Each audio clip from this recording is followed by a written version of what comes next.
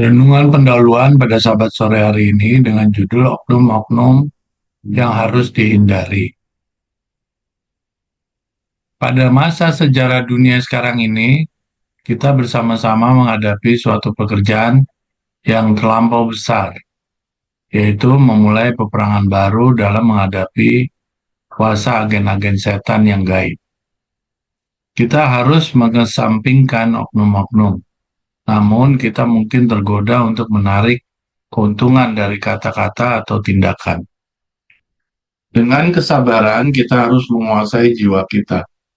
Saudara-saudara, nyatakanlah bahwa engkau berada di pihak Tuhan seutuh-utuhnya. Biarlah kebenaran firman Allah yang kudus menyingkap pelanggaran dan dosa, dan nyatakanlah kuasa kebenaran yang menyucikan pada hati manusia. Suatu roh yang sombong tidak boleh dibiarkan masuk untuk menodai pekerjaan Allah. Kita mempunyai alasan untuk bersyukur kepada Allah setiap saat karena kita memiliki kesempatan berhubungan dengan Allah. Penyesalan jiwa yang dalam diperlukan setiap hari, dan Tuhan menyatakan keuntungan setiap orang yang mau merendahkan hatinya dan bersembunyi pada Yesus, sebab beginilah firman yang maha tinggi dan yang maha mulia, yang bersemayan untuk selamanya, dan yang maha kudus namanya. Aku bersemayan di tempat tinggi dan di tempat kudus, tetapi juga bersama-sama orang yang remuk dan rendah hati, untuk menghidupkan semangat orang yang rendah hati dan untuk menghidupkan hati orang-orang yang remuk. Kepada orang inilah aku memandang, kepada orang-orang yang tertindas dan patah semangatnya dan gentar kepada firman-Ku. Tuhan itu dekat kepada orang-orang yang patah hati, dan Ia menyelamatkan orang-orang yang remuk jiwanya. Orang yang tertindas ini berseru, dan Tuhan mendengar. Ia menyelamatkan dia dari segala kesesakannya. Malaikat Tuhan berkemah di sekeliling orang-orang yang takut akan dia, lalu meluputkan mereka. Biarlah yang membenci hukum Tuhan menolak dan membuang laknat mereka. Terhadap hal seperti itu, supaya memiliki kebenaran moral untuk menerima dan menghidupkan kebenaran. Tuhan adalah kekuatan kita, adalah selamat bagi kita tidak membangun diri, tetapi membiarkan Tuhan mengerjakan kehendak-Nya di dalam dan oleh serta melalui kita. Marilah kita melestarikan suatu roh yang penuh penyesalan, yang rendah hati dan akan dihidupkan Tuhan. Nasihat kepada pendeta dan pelayan Injil bab 10 halaman 240 dan 241. Siapa yang diampuni Kristus, dialah yang pertama membuat menyesal, dan tugas Roh Kuduslah menyadarkan orang terhadap dosa. Mereka yang hatinya telah digerakkan oleh Roh Allah, yang memberikan keyakinan melihat bahwa tidak ada kebaikan dalam diri mereka. Mereka lihat bahwa semua yang pernah mereka lakukan adalah bercampur dengan diri dan dosa. Seperti pemungut cukai yang malang itu, mereka berdiri jauh-jauh, tidak berani menengadah ke langit, dan berseru, "Ya Allah, kasihanilah aku orang berdosa ini." Dan mereka diberkati. Ada pengampunan bagi orang yang menyesal, karena Kristus adalah anak domba Allah yang menghapus dosa dunia. Janji Allah adalah sekalipun dosamu merah kerbisi, akan menjadi putih seperti salju. Sekalipun berwarna merah seperti kain kesumba, akan menjadi putih seperti bulu domba. Akan kuberikan hati yang baru kepadamu. Rohku akan kuberikan diam di dalam batinmu. Semua yang merasakan dalamnya kemiskinan jiwa mereka, yang merasa bahwa tidak ada kebaikan dalam diri mereka, boleh mendapat kebenaran dan kekuatan dengan melihat kepada Yesus. Dia mengatakan, "Marilah kepadaku semua yang letih lesu dan berbeban berat. Dia tawarkan kepadamu supaya menukarkan kemiskinanmu dengan kekayaan kasih karunia-Nya." Kita tidak layak untuk kasih Allah, tetapi Kristus, jaminan kita adalah layak.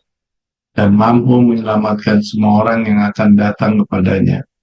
Bagaimanapun pengalaman masa lalu, betapa mengecewakan pun keadaanmu sekarang ini.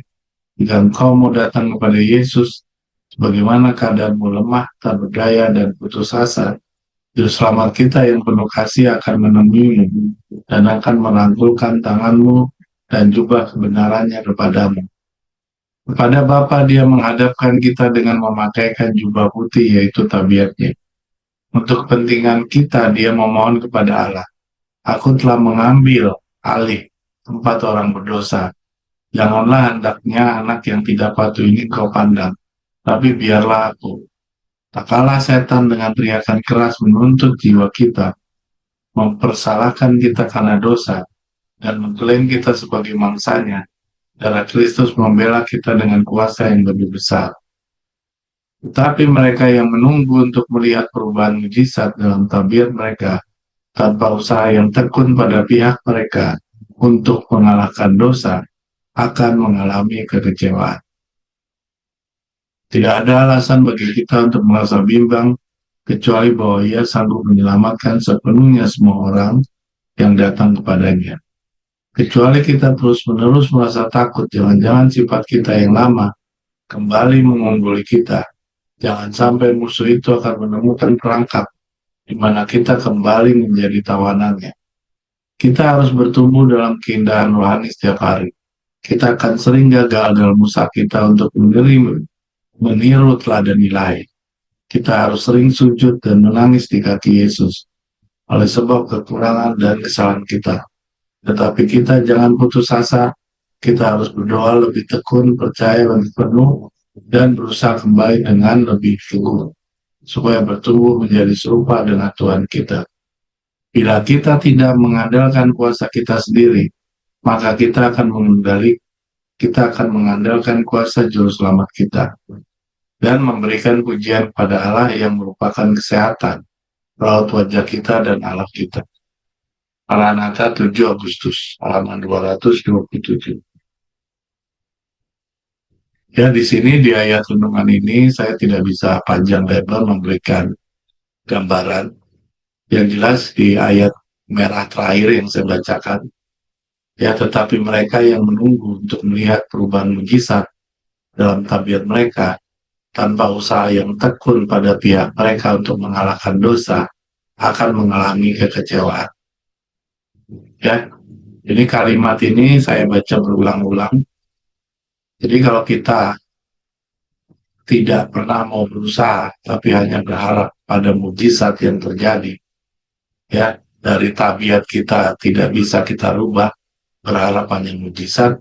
Di sini dikatakan yang ada hanyalah mengalami kecewaan. Artinya dalam perubahan tabiat ini tidak bisa kita berharap terhadap mujizat, tetapi harus adalah usaha yang terus-menerus. Tidak ada alasan bagi kita untuk merasa bimbang, kecuali ia sanggup menyelamatkan sepenuhnya semua orang yang datang kepadanya. Kecuali kita terus-menerus merasa takut, jangan-jangan sifat kita yang lama kembali mengungguli kita. Jangan sampai musuh itu akan menemukan perangkap di mana kita kembali menjadi tawanannya. Artinya kita diminta setiap hari terus berupaya. Ya, jangan sampai kita lengah. Karena setiap kali kita lengah, di sini dikatakan musuh akan masuk ke dalam perangkap di mana kita kembali menjadi tawanannya. Kita diminta untuk bertumbuh dalam keindahan rohani setiap hari. Kita akan sering gagal dalam usaha kita untuk meniru teladan Allah kita.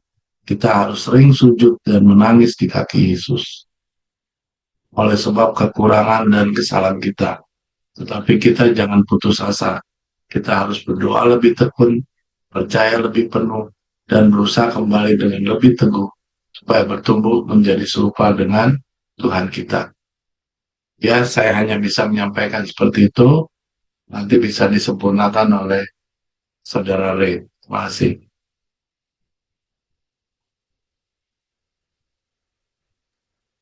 Ya, terima kasih Victor. Saudara-saudara sekalian, kita coba mulai dulu dari awal nih lah. Jadi Victor juga sudah membaca perlahan-lahan. Mudah-mudahan kita semua bisa menyimak ya. Ini banyak poin-poin penting yang kita dapatkan dari bacaan. Saudara-saudara sekalian, ini judul, ini bukan dari saya. Ini judulnya dari Ellen G. White. Ya. Saudara-saudara sudah menemukan siapa oknum-oknum yang harus dihindari.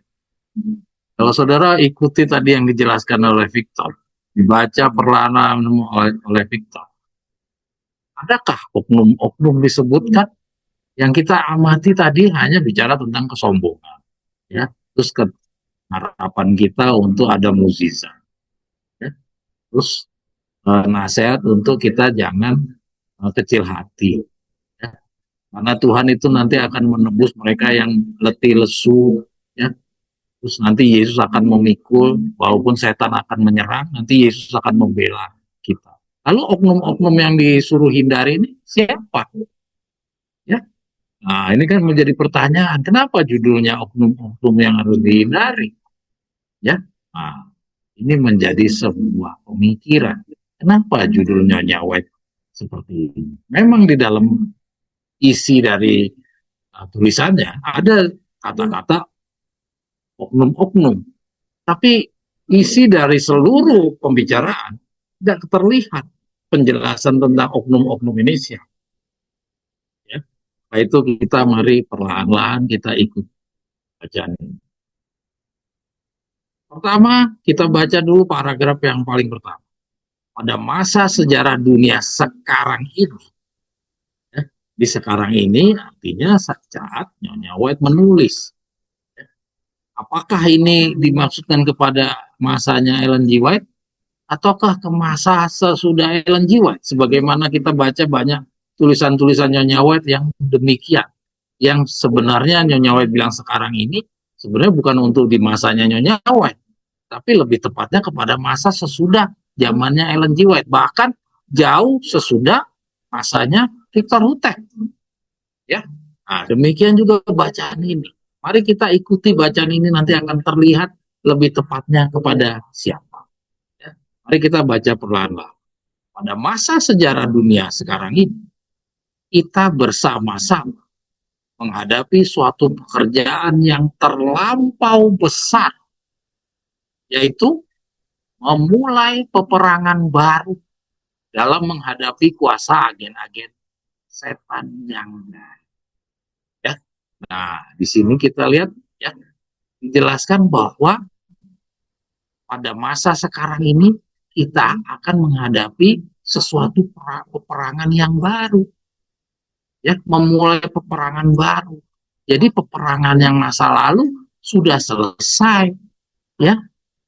Itu semua jadi contoh bagi kita.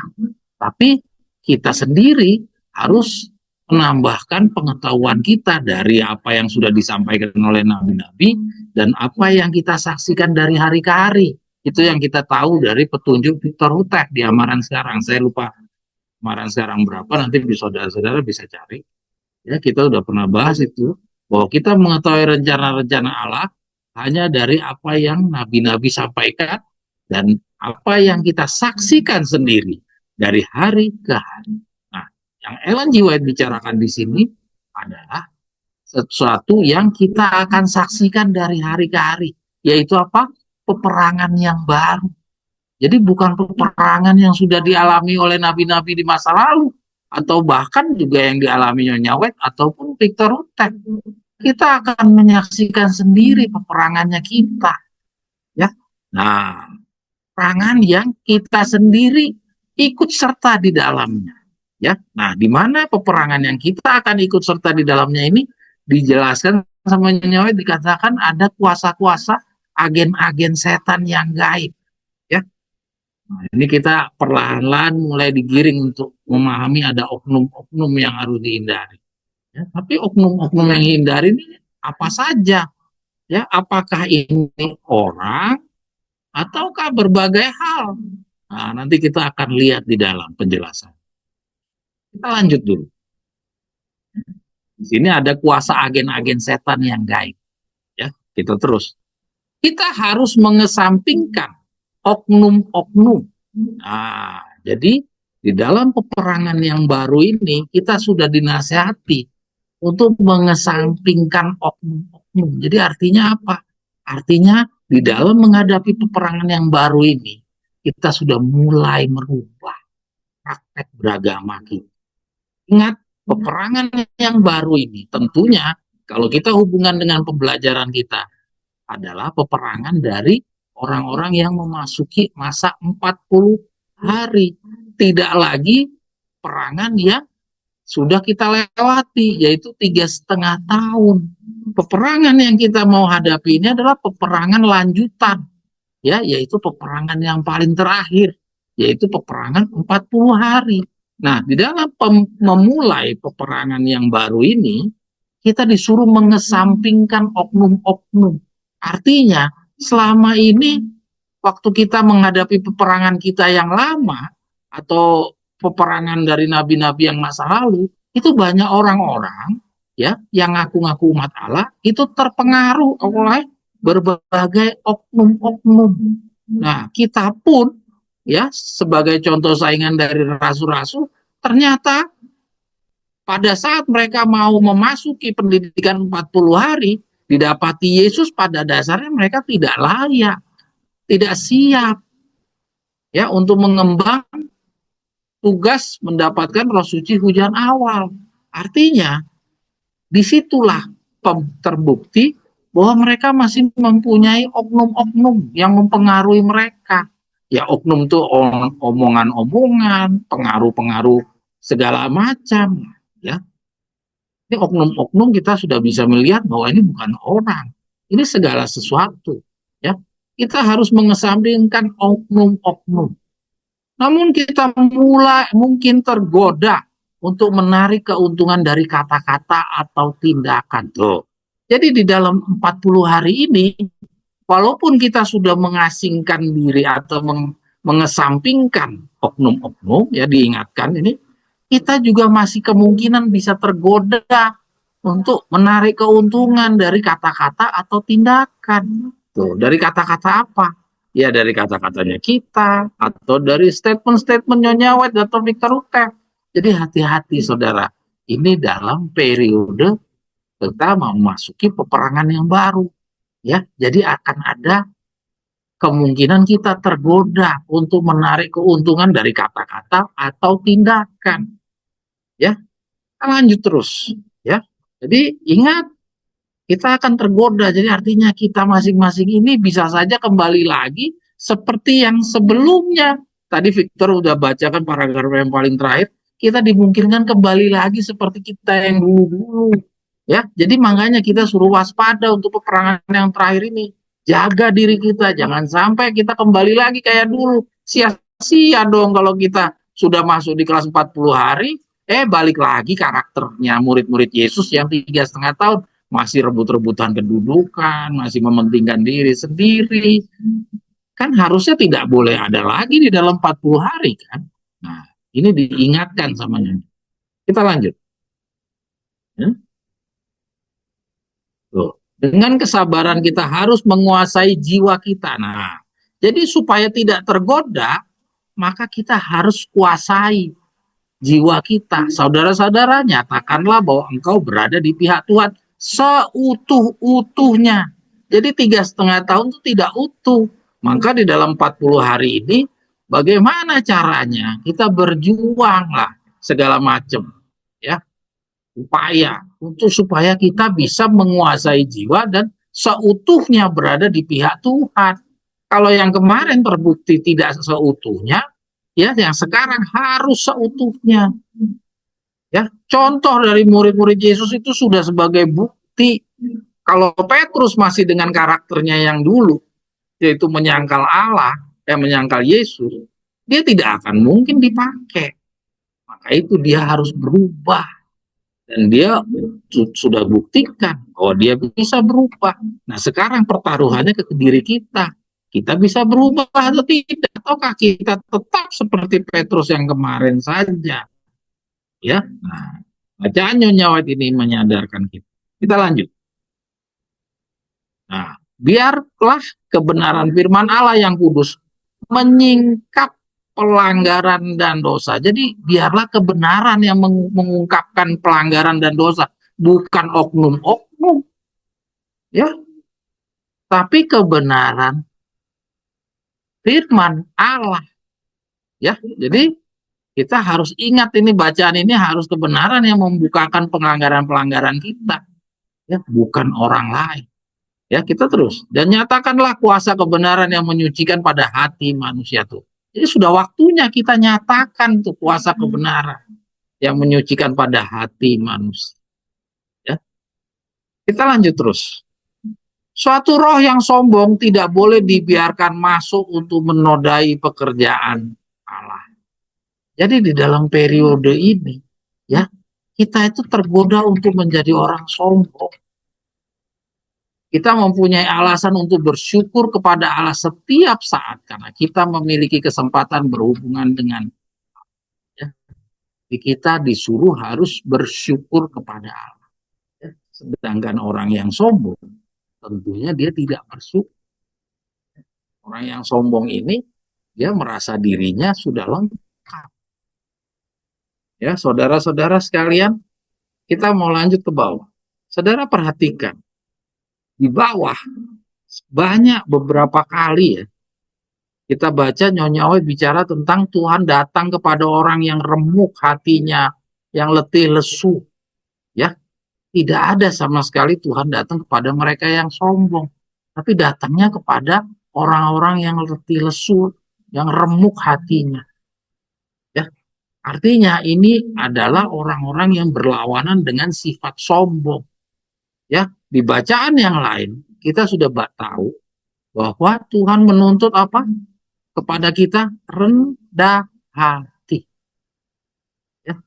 Rendah hati adalah awal permulaan bagi murid-murid Yesus memulai pendidikannya 40 hari. Ingat, rendah hati. Jadi ketika kesombongan itu ada, terpentallah orang yang sombong. Yaitu siapa? Yudas. Seandainya Yudas mau rendah hati, dia tidak perlu gantung dirinya. Tapi karena dia punya harga diri, ya, dia merasa bersalah, ya, ya, walaupun mengakui tapi hanya di mulutnya, tetapi dalam tindakannya dia tidak mau mengampuni dirinya sendiri. Walaupun Tuhan bisa mengampuni dia, tapi dirinya sendiri tidak bisa mengampuni. Akibat daripada kesombongannya itulah dia harus menanggung sendiri. Seandainya dia rendah hati, dia akan bersama-sama dengan murid-murid yang lain. Dia bisa menyandang. Ya, paragraf yang berikutnya kita baca di sini, kita lihat dimulai dengan kata-kata penyesalan. Dan ini saya beri warna merah. Saudara lihat, penyesalan jiwa yang dalam diperlukan setiap hari. Ya, di dalam masa menghadapi peperangan yang baru ini, dinasihatkan oleh Ellen G. White, kita setiap hari harus punya penyesalan. Penyesalan terhadap apa? Ya, penyesalan terhadap apa? Di bagian paragraf yang paling bawah tadi, sama Victor sudah dibacakan sampai 2 kali beliau bacakan, ya, diperlihatkan bahwa kita harus selalu menangis. Kenapa? Menangis terhadap apa? Menangis karena kita nggak punya uang, menangis karena proyek-proyek kita gagal atau kita direbut sama orang proyek-proyek kita. Bukan. Saudara ikuti yang tadi dibacakan oleh Victor. Kita disuruh menangis karena kita tidak bisa berjuang serupa dengan Allah atau dengan Yesus. Dan inilah yang disebutkan penyesalan jiwa yang diperlukan setiap hari dari kita. Inilah penyesalan yang harus kita punyai di dalam pendidikan 40 hari kita. Ya, bukan penyesalan karena nggak punya uang atau karena gagal dalam usaha. Bukan. Nggak ada sama sekali saudara baca di sini yang bicara tentang usaha-usaha. Ya, kita terus. Kita baca yang hitam ya. Aku bersemayam di tempat tinggi dan di tempat kudus. Tetapi jika bersama-sama orang yang remuk dan rendah hati, nah ya, remuk dan rendah hati. Lihat, orang yang remuk dan rendah hati ini, yang rendah hati itu identik dengan orang remuk, ya. Terus kita baca, untuk menghidupkan semangat orang yang rendah hati dan untuk menghidupkan hati orang yang remuk. Jadi orang yang rendah hati ini cenderung kepada apa? Tawar hati. Kita sudah pernah baca dari petunjuk Victor Utef bahwa dosanya atau ujian yang dialamatkan kepada calon 144.000 adalah tawar hati, ya, bukan tinggi hati. Kalau tinggi hati itu adalah serangan yang dialamatkan kepada orang-orang yang sudah merasa kaya, tidak membutuhkan apa-apa lagi akan kebenaran.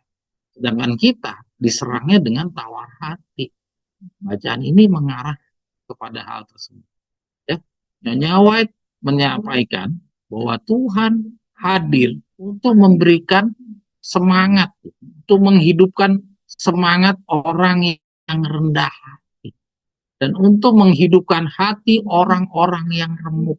Jadi inilah mereka yang calon-calon 144. Jadi bukan orang sombong yang dihiburkan sama Yesus, tapi yang dihiburkan adalah orang yang rendah hati dan orang yang remuk.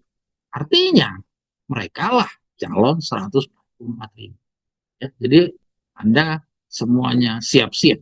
Kalau calon 144.000, saudara akan menghadapi hal yang seperti ini, yaitu saudara akan kecil hati, letih lesu, ya, mempunyai hati yang remuk. Artinya apa yang membuat letih lesu, apa yang membuat remuk? Bukan ekonomi, tapi segala macam kesulitan-kesulitan yang akan kita hadapi. Kita baca terus. Pada orang inilah aku memandang. Nah, jadi kepada orang yang begini nih yang dipandang sama Tuhan. Kepada orang yang tertindas dan patah semangatnya dan gentar kepada firman-Ku. Jadi dia ini patah semangat, tertindas itu dan gentar kepada firman-Ku. Jadi bukan orang yang meninggikan diri, bukan orang yang merasa sudah lengkap kebenaran yang dia punyai, ya. Tapi orang yang tertindas, patah semangat, ya. Dan orang-orang ini adalah orang-orang yang gentar kepada firman, yang takut akan firman. Saudara-saudara, kita takut tidak sama firman Tuhan? Ataukah kita takut sama tuntutan Tuhan? Kita harus takut sama firman Tuhan, bukan takut sama tuntutan Tuhan. Pada kesempatan Sabat ini, saya akan menekankan masalah takut. Ya. Saya intinya yang mau saya bicarakan di dalam Sabat ini, saya akan mau menekankan kita disuruh takut, kita tidak takut. Tapi ada kita disuruh jangan takut, tapi kita takut. Ya, itu inti yang mau saya jawab. Ya, materi Sabat ini kita akan mengarah kepada gentar kepada firman-Ku ini. Kita disuruh takut kepada firman, tidak takut kepada apa yang tuntutan-tuntutan. Kita disuruh takut sama firman. Oke, kita lanjut. Tuhan itu dekat kepada orang-orang yang patah hati dan ia menyelamatkan orang-orang yang remuk jiwanya. Jadi lihat ya, bukan dia dekat dengan orang-orang yang sombong. Orang yang tertindas ini berseru dan Tuhan mendengar. Ia menyelamatkan dia dari segala kesesakan. Malaikat Tuhan berkemah di sekeliling orang-orang yang takut akan dia, lalu meluputkan mereka. Lihat, udah 2 kali dibilang. Yang Tuhan mau selamatkan adalah orang yang takut akan dia. Tuhan mau selamatkan. Tuhan mau memberikan penghiburan, ya, memberikan semangat. Kepada siapa? Kepada orang yang gentar kepada dia. Ya, saudara ikuti penekanan yang saya sampaikan. Ya, kita lanjut. Biarlah yang membenci hukum Tuhan. Nah, yang membenci hukum Tuhan. Artinya ini bukan orang yang takut akan dia. Bukan orang yang gentar kepada firman-Nya. Ya, tapi lawannya. Biarlah yang membenci hukum Tuhan menolak dan membuang laknat mereka terhadap hal seperti itu supaya memiliki kebenaran moral untuk menerima dan menghidupkan kebenaran. Nah, ini baru dia nasihati kepada mereka yang sombong. Kalau yang tadi itu dia menghiburkan, tapi kalau untuk yang sombong, Nyonya White menunjukkan bahwa Tuhan itu menasehati, menyadarkan kalau kepada yang rendah hati dihibur, diberi semangat. Tapi bagi yang sombong disuruh segera mumpung masih ada waktunya ini. Waktu masih siang belum malam, ya. Tuhan masih punya panjang sabar nih. Berikanlah kemampuanmu. Gunakan kesempatan yang ada, ya. Dia bilang buang laknat mereka, ya. Terhadap hal seperti itu supaya memiliki kebenaran, ya, memiliki kebenaran moral untuk menerima dan menghidupkan kebenaran. Jadi artinya orang-orang yang dibilang membenci hukum Tuhan ini saat ini dia belum menghidupkan kebenaran. Sekarang dikasih bangunan rohani. Ini semua terjadi di dalam masa kita memasuki 40 hari. Tuhan adalah kekuatan kita. Ingatkan tuh, kekuatan kita bukan dari diri kita, tapi dari Tuhan. Adalah selamat bagi kita tidak membangun diri. Jadi kita selamat kalau kita tidak membangun dari diri kita, tetapi membiarkan Tuhan mengerjakan kehendaknya di dalam dan oleh serta melalui kita. Saya berikan warna merah, ya. Saudara-saudara, diingat-ingat kata-kata ini, karena kata-kata ini akan sampai dengan akhir pembahasan kita hari Sabat ini, kita akan terus merenungkan kata-kata ini. Semuanya ini, kata-kata ini akan terilhami dari bacaan ini. Ya, saya ulangi.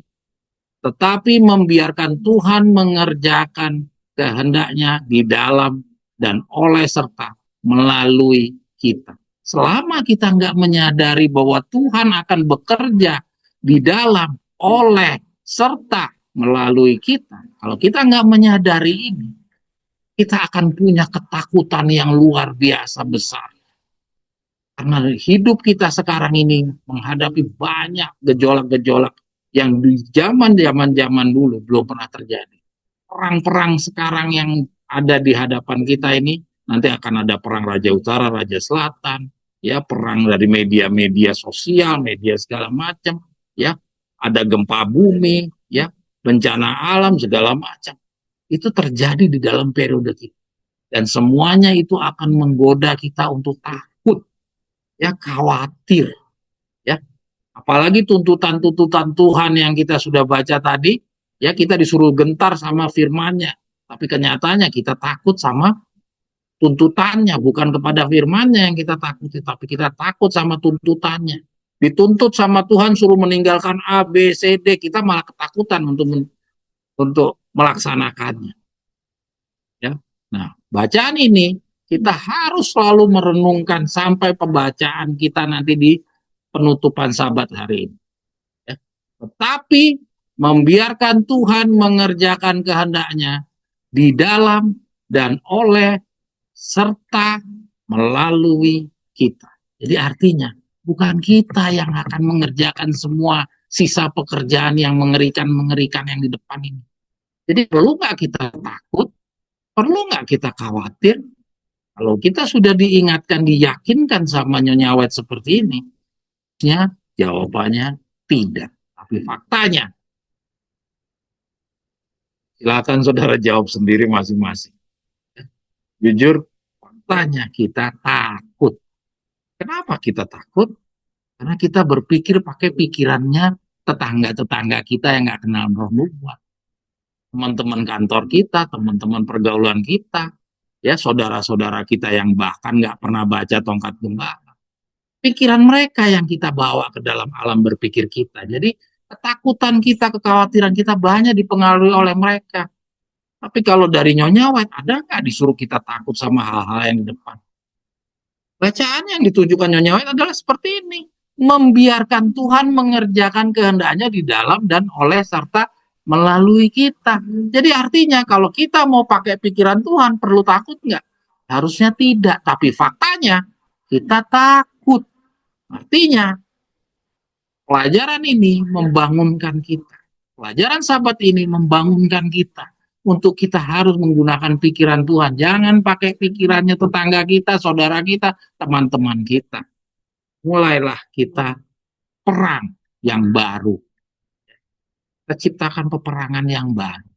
Jangan kita gunakan pakai pikiran-pikiran kita yang dulu. Terubah peperangan kita yang dulu kita udah jelas kalah. Sekarang kita bangun di dalam peperangan yang baru. Marilah kita melestarikan suatu roh yang penuh penyesalan. Tuh, ya. Jadi kita harus menyesal. Kenapa kok kemarin kita terlalu patuh sama petunjuk-petunjuk teman-teman, saudara-saudara, nasihat-nasihat orang-orang. Ya, kita harus berubah. Kita harus menyesal. Ya, kita lanjut. Yang rendah hati yang akan dihidupkan Tuhan. Makanya disuruh rendah hati. Yang rendah hati yang akan dihidupkan, bukan yang tinggi hati. Kalau saudara-saudara masih tinggi hati, mulai sekarang ingat, bacaan ini menyadarkan kita, suruh tinggal. Mumpung masih siang. Kita lanjut. Lihat itu saya besarkan lagi kata-kata penyesalan. Ya, kita harus punya penyesalan. Karena kepatuhan kita selama ini masih jauh daripada sempurna. Kita masih sangat dengarin orang-orang ngomong, tetangga, saudara, teman. Semua masih kita dengar. Sekarang kita harus rubah. Siapa yang diampuni Kristus? Dialah yang pertama membuat menyesal. Dan tugas Roh Kuduslah menyadarkan orang terhadap dosa. Lihat saudara yang saya warnakan merah. Ya. Yang pertama, yang diampuni Tuhan siapa? Yang menyesal. Bukan yang sombong. Ya. Bukan yang ngerasa diri sudah paling sempurna, tapi yang menyesal. Ya. Dan tugas Roh Kuduslah yang menyadarkan orang terhadap dosa. Jadi membuat kita bisa menyadari bahwa kita tuh punya kekurangan, kita nggak layak, kita kepatuhannya masih jauh dari sempurna. Itu adalah kerjaannya Roh Kudus. Ya, membuat kita menyesali kehidupan kita, praktek kita yang belum sempurna. Itu Roh Kudus. Jangan tolak itu kalau Roh Kudus itu datang. Ya, Roh Kudus kita tahu datangnya lewat apa? Lewat firman. Karena Roh Kudus nggak bisa dilihat. Hanya lihat dari firman. Jadi kalau saudara malas baca firman, maka saudara jelas Roh Kudus tidak ada di dalam saudara. Jadi untuk saudara dapat Roh Kudus, bacalah firman. Ya. Oleh Roh Allah yang memberikan keyakinan melihat bahwa tidak ada kebaikan dalam diri kita. Ya, jadi yang bisa membuat diri kita nih melihat bahwa kita kurang ini, kita belum lakukan ini, banyak yang masih saya ketinggalan. Ya, itu Roh Allah, Roh Kudus.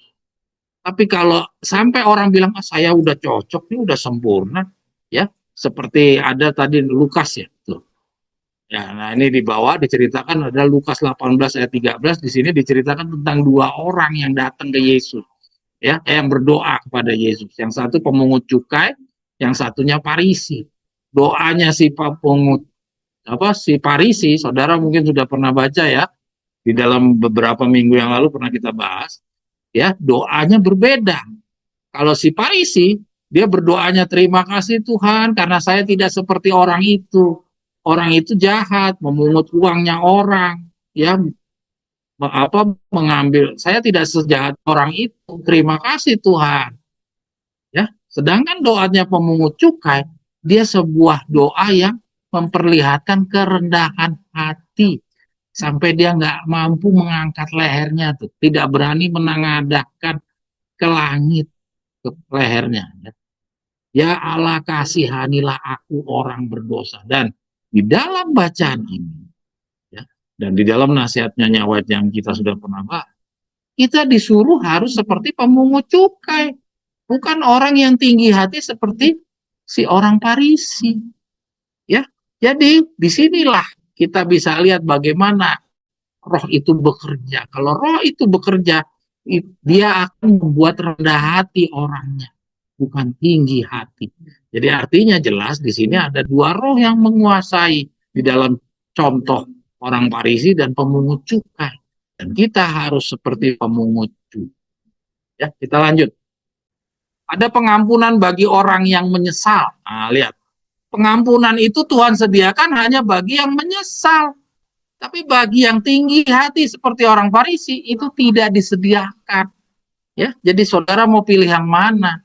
Putuskan sendiri. Karena Kristus adalah anak domba Allah yang menghapus dosa dunia. Janji Allah adalah, nah ini janji Allah kita ingat selalu. Sekalipun dosamu merah seperti kermisi akan putih seperti salju. Sekalipun berwarna merah seperti kain kesumba akan menjadi putih seperti bulu domba. Ini janji Tuhan. Ya, nanti akan kita bahas. Kita sudah banyak sekali, kita udah di Davidian udah puluhan tahun, dari Advent udah puluhan tahun. Tapi kenapa kok kita masih takut, masih khawatir? Janji tentang merah kermisi akan diputihkan seperti salju ini sudah lama sebelum jadi Davidian, bahkan masih Protestan pun sudah sering kita dengar kata-kata ini. Kenapa kita terus takut? Kenapa kita terus khawatir? Ya, kenapa? Roh apa yang memimpin kita? Dan roh apa yang Tuhan harapkan supaya kita tidak lagi mempunyai kekhawatiran, ketakutan. Roh apa yang Tuhan harapkan? Mari kita lanjut. Semua yang merasakan dalamnya kemiskinan jiwa mereka, yang merasa bahwa tidak ada kebaikan dalam diri mereka, boleh mendapat kebenaran dan kekuatan dengan melihat kepada Yesus. Jadi yang diberikan dibolehkan untuk mendapatkan kebenaran dan kekuatan, ya, itu hanya mereka yang merasa menyesal, yang tadi kita baca tadi, ya. Bukan yang tinggi hati. Ya, kita terus.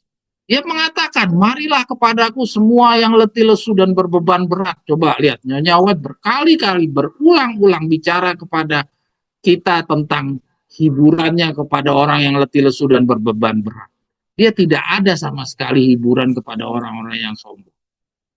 Ya, artinya, kalau kita mau jadi calon 144.000, berusahalah untuk menjadi orang-orang yang menyesal.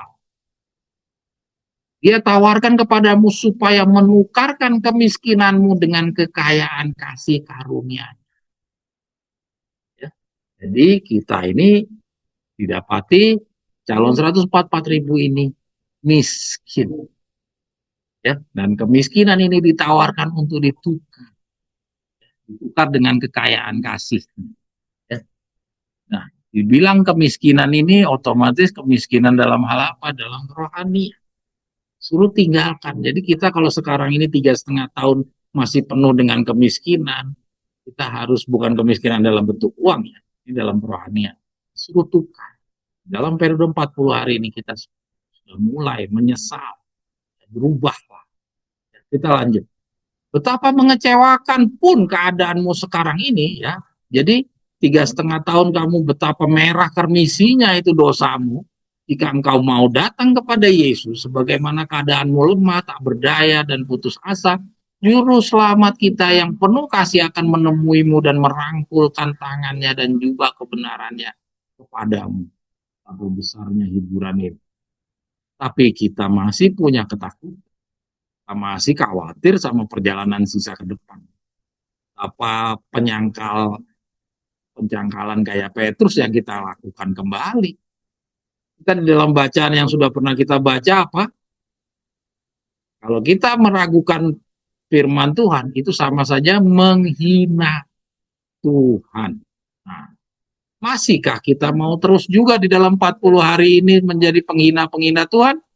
Mungkinkah ada petunjuk yang kita pernah baca, orang-orang yang menghina Tuhan diselamatkan? Diberikan roh suci hujan awal? Nggak pernah. Ya, dia harus meninggalkan dulu tuh yang biasa menghina-menghina, yang meragukan Tuhan itu. Dia harus rubah dulu. Ya. Untuk kepentingan kita, dia memohon. Nah, ini lihat nih. Jadi ini sebuah bukti bahwa jangan dianggap Tuhan itu memberikan suatu janji kosong. Kalau kita pun mau dihukum, ini dijanjikan sama melalui Nyonya White bahwa Yesus itu akan pengadilan itu akan membela kita. Aku telah mengambil alih tempat orang berdosa ini, Bapak. Janganlah hendaknya anak yang tidak patuh ini engkau pandang, tapi biarlah aku. Ini yang dikatakan Yesus. Ya, kalau misalkan nanti ada bentuk pengadilan, ya. Tatkala setan dengan teriakan keras menuntut jiwa kita, mempersalahkan kita karena dosa dan mengklaim kita sebagai mangsanya, darah Kristus membela kita dengan kuasa yang lebih besar. Tapi kita masih takut dan khawatir. Layak enggak itu? Menghinakah itu? Jelas itu menghina. Kalau kita tetap begini saja terus, kita telah menghina. Lanjut. Tetapi mereka yang menunggu untuk melihat perubahan mukjizat dalam tabiat mereka, nah ini yang paling terakhir ya, paragraf yang paling terakhir. Tapi mereka yang menunggu untuk melihat perubahan mukjizat dalam tabiat mereka tanpa usaha yang tekun, pada pihak mereka untuk mengalahkan dosa akan mengalami kekecewaan. Nah, ini nih diingatkan nih, kalau kita berusaha juga jangan. Ini ceritanya udah menasihati orang yang tidak sombong nih. Ini si orang yang sombong tadi berubah nih ceritanya.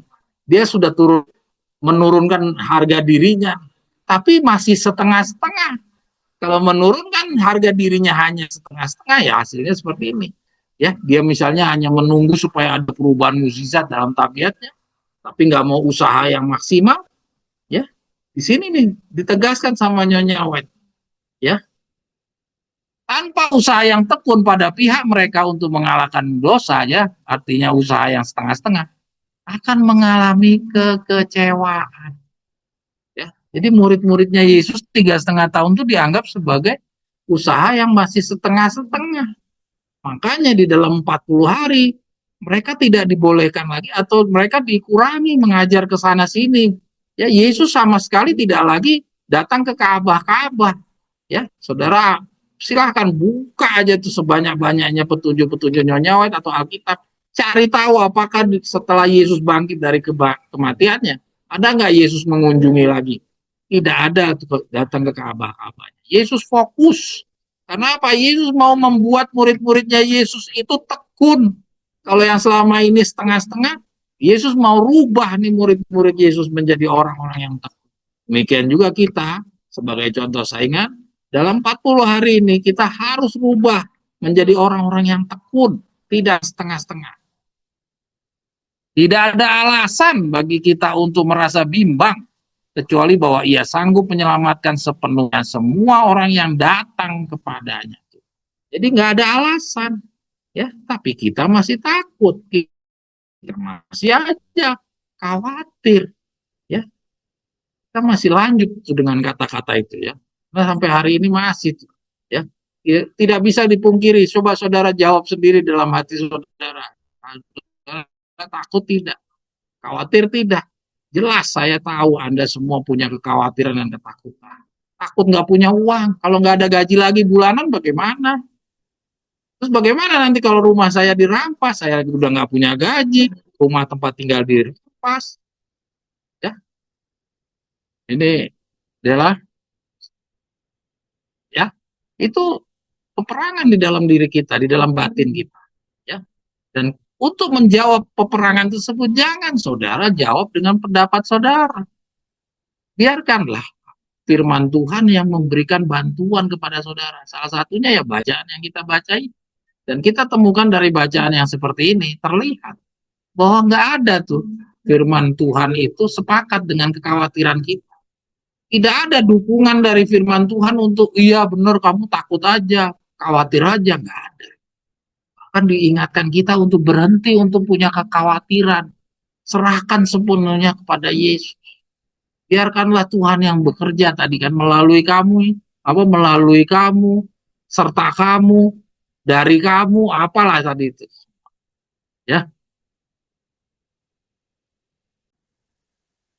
Tidak ada alasan bagi kita untuk merasa bimbang kecuali bahwa ia sanggup menyelamatkan sepenuhnya semua orang yang datang kepadanya. Sudah diingatkan sama Nyonya White bahwa ia sanggup menyelamatkan, tapi kita penuh kekhawatiran. Kita terus saja khawatir. Ya, seperti yang tadi saya sampaikan, kita sudah sering dengar ayat tentang semerah kermisi dosamu akan diputihkan seperti salju. Kita terus saja masih khawatir. Padahal dari puluhan tahun sudah kita dengar janji-janji bahwa Tuhan akan menebus, Tuhan akan membela bani bangsamu. Ya, segala macam kita masih aja takut. Kecuali kita terus-menerus merasa takut, jangan-jangan sifat kita yang lama kembali mengungguli kita. Jadi sifat kita yang 3,5 tahun itu balik lagi, ya, yang banyak menggunakan pikiran kita, pendapat saudara, pendapat tetangga, teman, ya, teman kantor, teman pergaulan. Itu yang kita gunakan pikiran mereka untuk membuat kita memutuskan apa langkah kita di dalam sisa perjalanan. Ya. Kalau kita masih begitu saja, artinya kita kembali lagi pada sifat kita yang lama. Jangan sampai musuh itu menemukan perangkap di mana kita kembali menjadi tawanan. Ya, perangkapnya itu apa? Takut dan khawatir. Jadi jelas melalui takut dan khawatir ini, setan bisa masuk kembali dan menggiring kita, mematahkan rencana kita atau usaha kita untuk masuk ke pendidikan 40 hari. Kita dibawa kembali lagi kepada karakter kita yang dahulu-dahulu, yang nggak ada perbedaannya dengan orang dunia, yang sama persis sama orang dunia, kesenangannya, harapannya, minatnya, hobinya, ya, mengisi waktu luangnya, sama persis. Ya. Jangan biarkan kita terus-menerus seperti itu. Mari kita lakukan penyesalan. Bacaan ini sudah memperlihatkan. Kita harus bertumbuh dalam keindahan rohani. Setiap hari. Kita akan sering gagal dalam usaha kita untuk meniru teladan ilahi. Nah, ini ya, yang tadi kita sudah bahas di atas soal penyesalan. Kita harus setiap hari itu kita bertumbuh dalam keindahan rohani, dan setiap hari kita harus menyesal. Nyesal karena apa? Karena kita sering gagal dalam usaha kita untuk meniru teladan ilahi. Jadi perjuangan kita untuk serupa dengan Tuhan itu kita sering gagal. Dan terhadap ini kita baca, kita harus sering apa? Sujud dan menangis di kaki Yesus. Kita sering nangis nggak kalau kita nggak bisa 100% seperti serupa Yesus? Ataukah kita menangis karena kita nggak dapat uang? Atau kita gagal bisnis, gagal usaha? Kita nangis yang mana? Nyonya White nyuruh kita nangisnya karena kita tidak bisa berjuang serupa dengan Yesus. Bukan nangis karena kita nggak mendapatkan penghasilan, gagal dalam bersaing mendapatkan suatu usaha. Tidak ada petunjuk Nyonya White disuruh menangis untuk hal-hal yang seperti itu. Ya, kita lanjut. Oleh sebab kekurangan,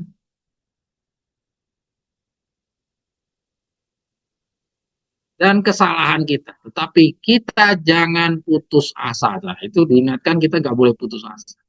Kita harus berdoa lebih tekun. Nah, dalam kondisi yang begitu kita harus lebih tekun, percaya lebih penuh, dan berusaha kembali dengan lebih teguh supaya bertumbuh menjadi serupa dengan Tuhan.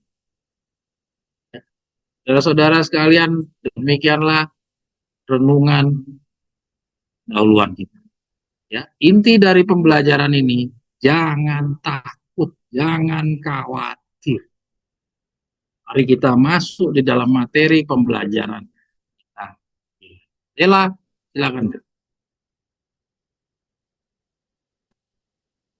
Saudara-saudara sekalian, saudara perhatikan ini, yang berikutnya ini.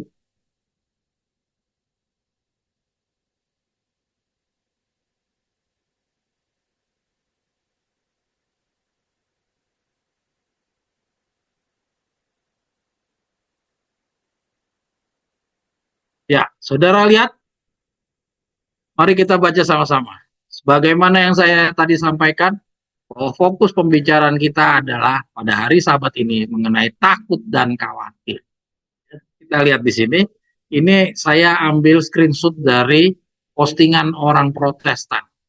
Ya, kita lihat, orang Protestan, dia memasukkan kutipan Mazmur 42 ayat 12. Ya, dia bilang apa? Mengapa engkau tertekan, hai jiwaku, dan mengapa engkau gelisah di dalam diriku? Haraplah kepada Allah. Aku bersyukur lagi kepadanya, nolongku dan Allah. Saudara lihat, Jadi orang Protestan ini saja sadar bahwa jangan takut, jangan khawatir. Ya, orang Protestan saja yang mempunyai kebenaran yang gelap sebagian, dia aja sadar bahwa dia harus keluar dari ketakutan dan kekhawatiran. Kenapa kita tetap terus takut, khawatir? Lanjut.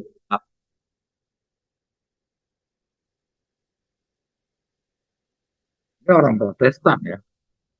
Jelas-jelas dia nggak pernah baca tongkat gembala.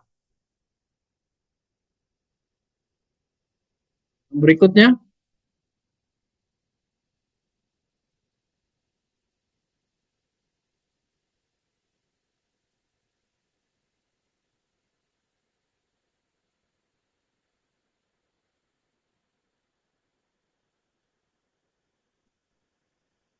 ya, ini lagi kita lihat Yeremia 29 ayat 11. Ya, sebab aku ini mengetahui rancangan-rancangan apa yang ada padaku mengenai kamu. Demikianlah firman Tuhan, yaitu rancangan damai sejahtera dan bukan rancangan kecelakaan, untuk memberikan kepadamu hari depan yang penuh harapan. Ya, kita lihat kata-katanya orang Protestan. Dia bilang, lihatlah pergumulan itu dengan pandangan Kristus, bahwa masalah itu tidak akan menjatuhkan kita, malah sebaliknya akan menguatkan dan mengangkat kita semakin naik. Sebab rancangan Tuhan adalah rancangan damai sejahtera yang penuh harapan. Coba kita lihat orang Protestan saja, dia ingin keluar dari kondisinya yang takut dan khawatir itu. Jadi kita harus lebih jauh daripada mereka. Mereka hanya menggunakan Alkitab, mereka nggak punya roh nubuat. Dia tidak punya mangkok keemasan. Ya, ayo lanjut. Inilah.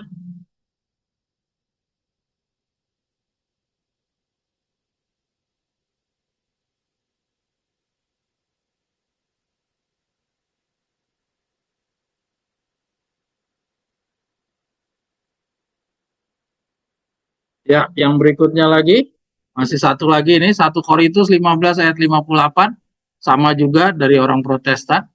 Karena itu, saudara-saudaraku yang kekasih, berdirilah teguh, jangan goyah, dan giatlah selalu dalam pekerjaan Tuhan, sebab kamu tahu bahwa dalam persekutuan dengan Tuhan, jerih payahmu tidak sia-sia.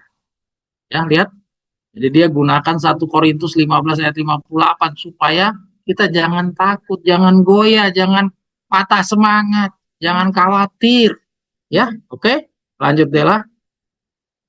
Ini tidak banyak saya tampilkan karena kalau banyak-banyak mungkin nggak cukup waktunya.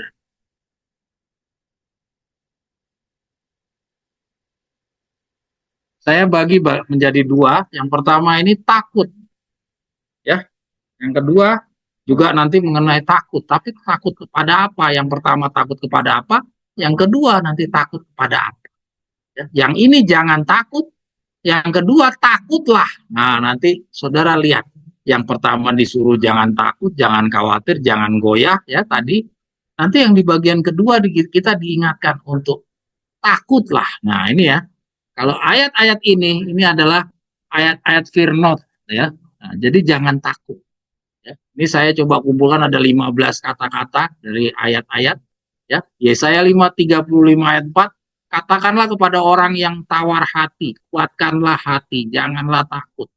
Lihatlah Allah muda akan datang dengan pembalasan dan dengan ganjaran Allah. Dia sendiri datang menyelamatkan kamu. Jadi perlu takut nggak? Nggak perlu harusnya. Ya, Yohanes 14 ayat 27. Damai sejahtera ku tinggalkan bagimu. Damai sejahtera ku kuberikan kepadamu, dan apa yang kuberikan tidak seperti yang diberikan oleh dunia kepadamu. Janganlah gelisah dan gentar hati. Ya. Yang berikutnya, bukankah telah kuperintahkan kepadamu, kuatkan dan teguhkanlah hatimu. Janganlah kecut dan tawar hati, sebab Tuhan Allahmu menyertai engkau. Kemanapun engkau pergi. Ya. Tapi bagaimana? Kita masih takut, kita masih khawatir. Ya. Ini kita nggak usah baca semuanya, kira-kira demikian bunyinya semuanya. Lanjut Dela, kelompok yang kedua. Ya, ini kelompok yang pertama, saudara amati benar-benar ya. Ini bicara tentang nasihat untuk jangan takut. Tapi kelompok yang kedua ini bicaranya berbeda, saudara amati.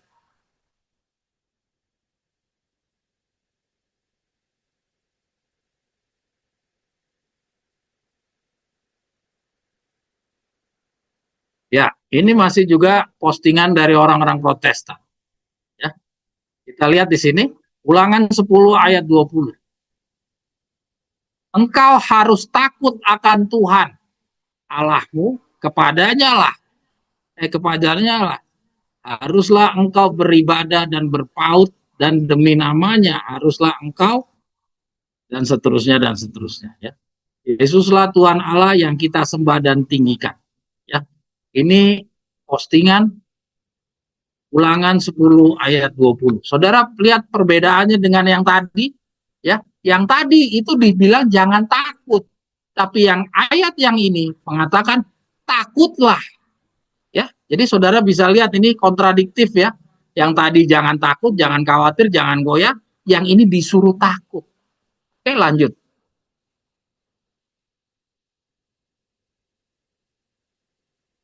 Ini orang Protestan ini yang masuk. Jangan sampai kita kalah sama orang Protestan. Mungkin saudara amati ini apa yang saya sampaikan ini hal sederhana, tapi saudara amati sama diri saudara sendiri, apakah ini hal yang sederhana atau tidak. Silakan saudara evaluasi diri sendiri. Kalau saudara memandang ini sederhana, artinya Anda berada di tempat orang yang sombong tadi, bukan orang yang menyesal. Oke, yang berikutnya ini Mazmur 19 ayat 10. Takut akan Tuhan itu suci, tetap ada untuk selamanya. Hukum-hukum Tuhan itu benar, adil semuanya. Jadi kembali lagi, ayat ini menunjukkan perbedaan yang jelas dengan ayat-ayat yang tadi kita sudah baca. Di sini jelas kita disuruh takut akan Tuhan. Oke, lanjut deh.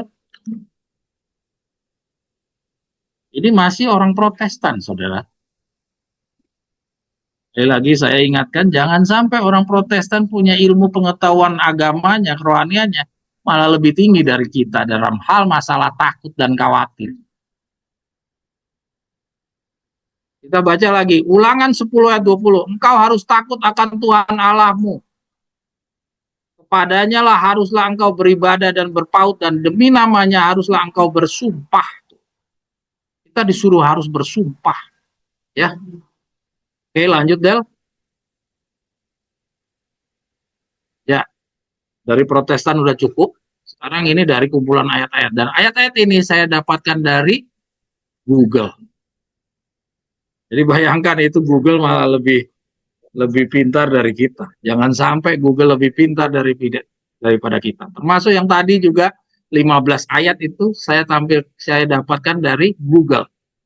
Jadi jangan sampai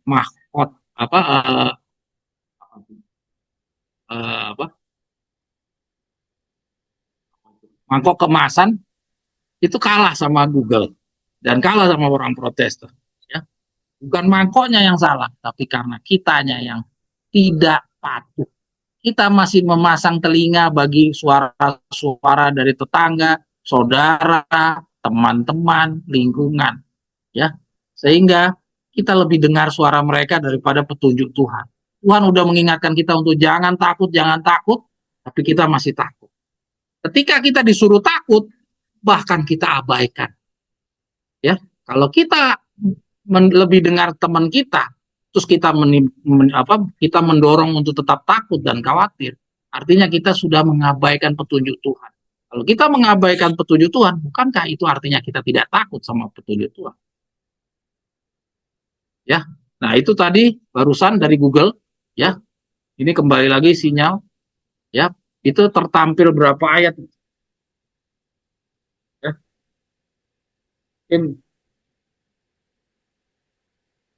Ya, ini kita coba lihat. Nah, ini kita lihat, ini ayat-ayat sama dengan yang tadi, ya.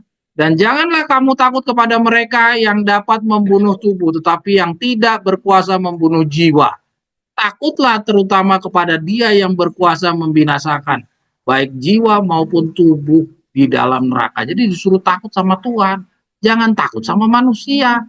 Faktanya kita takut sama manusia. Kita takut sama nggak punya uang. Kita takut nggak punya hidup nanti bagaimana, makan apalah. Ya nanti tempat-tempat tinggal kita nanti begini, kalau nanti tetangga kita nyerang kita gimana? Wah, itu semua ada di dalam pikiran kita masing-masing ketika kita mau melaksanakan tuntutan Tuhan. Siapa yang punya ketakutan itu? Saya ingin tahu, ingin dengar dari saudara ada yang bilang tidak takut. Jangan berbohong, saudara. Kita semua sama. Kita sama-sama orang-orang 3,5 tahun. Ya, kita punya karakter yang sama. Punya khawatir-khawatir yang sama. Ya, kita terus. Mazmur 27 ayat 1. Tuhan adalah terangku dan keselamatanku. Kepada siapakah aku harus takut? Tuhan adalah benteng hidupku. Terhadap siapakah aku harus gemetar? Lihat, saudara. Ini nggak usah kita baca semuanya. Kira-kira saudara sudah bisa membedakan antara ayat yang pertama dan ayat yang kedua ini? Jelas yang pertama disuruh jangan takut, dan ayat yang kedua kita disuruh takut. Takut kepada siapa? Jangan takut kepada apa? Jelas jangan takut sama segala hal-hal yang ada di depan, ya. Jangan khawatir sama hidupmu segala macam ya. Ayat yang tadi dibilang jangan takut sama manusia. Ya takutlah sama Tuhan. Nah, jadi jelas di situ. Di ayat yang paling pertama tadi udah jelas. Disuruh kita takut sama Tuhan. Nah, itu yang tadi saya di dalam pembukaan saya katakan. Pelajaran kita sahabat ini adalah membahas mengenai ketika kita disuruh jangan takut, kita takut. Tapi ketika kita suruh takut, kita malah tidak takut. Bahkan malah mengabaikan, meremehkan. Ya, dengan kita tidak mendengarkan kata-kata jangan takut ini, itu sama saja kita meremehkan dan mengabaikan. Atau dengan kata lain kita sudah menghina Tuhan. Ya. Jangan saudara kira dengan Anda mengabaikan untuk takut kepada Tuhan, tapi Anda takut sama hal-hal yang akan terjadi di depan, Anda akan diselamatkan sama Tuhan. Ada harga yang harus bayar, saudara lakukan. Tuhan minta syarat, janji-janji Tuhan menebus, menyelamatkan, ya, menolong, itu semua ada persyaratannya. Dan syarat itu kalau tidak dipenuhi, tidak akan ada suatu janji yang pernah diberikan kepada saudara. Lanjut deh lah. Ya, saudara sudah bisa lihat ada dua petunjuk, satu disuruh tidak boleh takut, yang satu disuruh takut. Tapi alangkah sedihnya, kita tidak takut untuk yang kedua ini. Kita lebih takut yang pertama, saudara. Jelas-jelas. Kita lihat yang berikutnya ini. Saudara amati yang berikutnya ini. Ya, sekarang kita lihat. Coba, ini dari Google ini saya dapatkan, ya. Ada berapa banyak itu kata-kata jangan takut itu, ya. Jadi nasihat untuk jangan takut itu ada 365, ya. Ya, fear not is the most repeated command in the Bible. In fact, it's been said that there are 365 fear not in the Bible. Jadi ya, ada 365 kata tentang jangan takut, ya. Jangan takutnya bukan kata-kata jangan takut, itu ada jangan gelisah, jangan khawatir, dan segala macam jangan-jangan yang sejenis, itu dijumlahkan, semuanya jumlahnya ada 365. Ya, jadi artinya sama dengan 365 hari dalam 1 tahun. Jadi artinya betapa besarnya itu peringatan Tuhan kepada kita untuk jangan takut. Kenapa kok segitu banyaknya 365? Kenapa? Karena setan selalu menanamkan kita untuk terus dipertahankan ketakutan kita.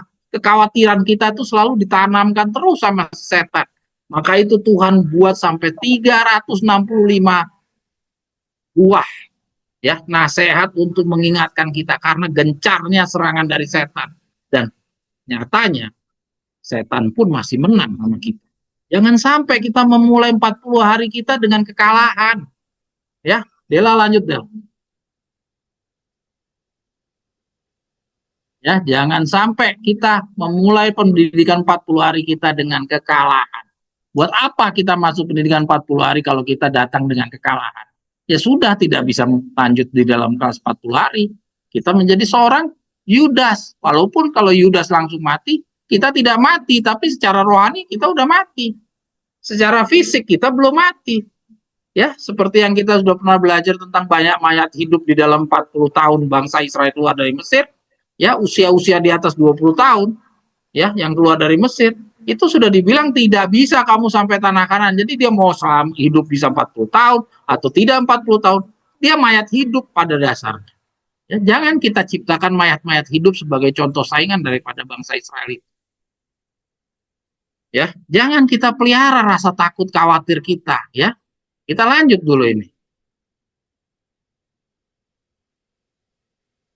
Yang berikutnya, ini saya semua apa yang saya tampilkan ini adalah saya mencoba menggugah saudara semua. Apakah kita layak untuk mempertahankan rasa takut kita? Nah, sekarang kita lihat di dalam Google, saya coba cari berapa banyak nasihat untuk takutlah kepada Allah.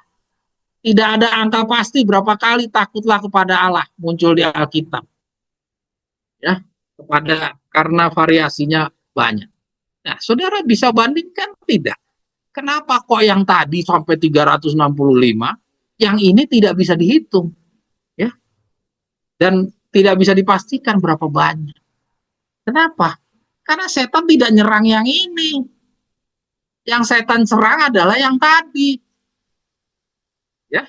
Yang setan serang itu yang tadi. Karena setan lagi mempertahankan supaya mereka atau kita tetap menjadi hambanya dia tanpa sadari.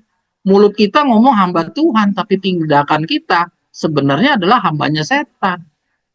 Jadi sebanyak 365 kata-kata ada di dalam Alkitab. Ya, jangan takut, jangan gelisah, jangan khawatir, dan jangan-jangan yang sejenis. Tapi untuk takutlah kepada Allah itu tidak ada. Tidak sejumlah 365. Tapi tidak dihitung juga. Artinya apa? Untuk yang ini nggak diserang sama setan. Yang diserang adalah yang pertama tadi. Makanya jangan heran kalau kita itu sekarang lebih cenderung ketakut kepada segala hal-hal yang nanti akan terjadi, berhenti kerja lah, ya, pindah ke tempat yang terpencil lah, khawatir nanti hidup di sana bagaimana, gini. Kan sekarang desa juga banyak bencana. Kalau di kota banyak bencana, di desa juga banyak bencana. Tadi saya bicara sama ibu saya, kalau perintah Tuhan suruh masuk ke dalam lubang Gunung Galunggung atau Gunung Merapi, apakah kita mau terjun atau tidak terjun? Kalau perintahnya terjun, apapun yang terjadi kita tetap terjun. Biarpun resikonya mati, itu sudah resiko dari umat Allah. Memang Daniel waktu itu tawar-tawar waktu mau dimasukin ke dapur api. Ya, tidak ada kita lihat Daniel tawar-tawar waktu mau masukin ke dalam kandang singa. Dia tidak ada tawar-tawar. Dia jalankan perintahnya. Maka kalau kita mau jadi seorang Daniel akhir zaman, apapun juga yang Tuhan perintahkan, ya, tinggalkan rasa takut kita. Apa Daniel nggak punya rasa takut dilempar ke dapur api? Apa Daniel nggak punya rasa takut sama singa? Apakah dia ngerasa udah powerful, bisa ngelawan singa? Tidak ada kita lihat kesombongan di dalam diri Daniel, tapi kepercayaan yang ada di dalam diri Daniel. Maka dalam bentuk yang sama, kita disuruh seperti Daniel, yaitu percaya kepada Yesus. Ketakutan-ketakutan yang ada di depan, biarkanlah Yesus yang bekerja bagi kita. Tadi kita udah baca di atas. Yang melalui kita, serta kita, dari kita, apapun yang tadi kita baca di renungan pendahuluan. Ya, jadi kita belajarlah merubah. Sekarang udah masuk di dalam kelas 40 hari. Kita bukan lagi kelas 3,5 tahun yang menyangkal Yesus. Kita sudah tidak boleh lagi menyangkal-nyangkal siapapun. Sekarang ini nggak boleh lagi yang namanya menyangkal Yesus. Ya, kalau kita mau menang, jangan menyangkal Yesus. Kalau kita masih takut-takut saja tanpa sadari, itu sebenarnya kita udah menyangkal Yesus, menghina Yesus. Ya, jangan Anda katakan di desa ada gempa bumi, di gunung-gunung juga ada bahaya, ada longsor dan segala macam. Lalu kita di kota lah. Emang di kota tidak ada bencana? Dimanapun ada bencana. Tapi kalau kita menyerahkan kepercayaan kita, keselamatan kita kepada Yesus, Yesus sudah janji tadi, udah jamin, ya, dia udah jamin bahwa kita akan diselamatkan apapun juga, ya. Sudah berapa banyak keajaiban yang Tuhan buat kepada umat Allah di masa lalu, masa tidak bisa menyadarkan kita untuk kita percaya bahwa Tuhan bisa selamatkan kita.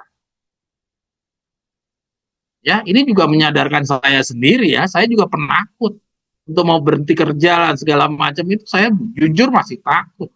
Tapi dengan pada saat saya mencoba menuangkan pelajaran ini, saya jadi renungkan lagi, memang benar ya, kita harus berhenti. Kita harus rubah pikiran kita yang 3,5 tahun itu jangan dibawa-bawa lagi di dalam 40 hari. nasihat-nasihat dari tetangga, saudara, teman, lingkungan, itu mereka nggak pernah baca Tongkat Gembala, kenapa kita dengerin? Tidak ada petunjuk Nyonya White Victor Utep satu pun yang mengingatkan kita, kamu harus takut ya, khawatirlah ya, kamu harus takut, masa depan kamu nanti bagaimana? Nggak ada kita temukan di dalam Tongkat Gembala dan Roh Nubuat. Kita dapatkan dari suara-suara tetangga kita, dari teman-teman. Masa kita mesti pertahankan sampai hari ini? Marilah kita bangun saudara. Sekarang kita ikuti bacaan yang berikutnya. Dela.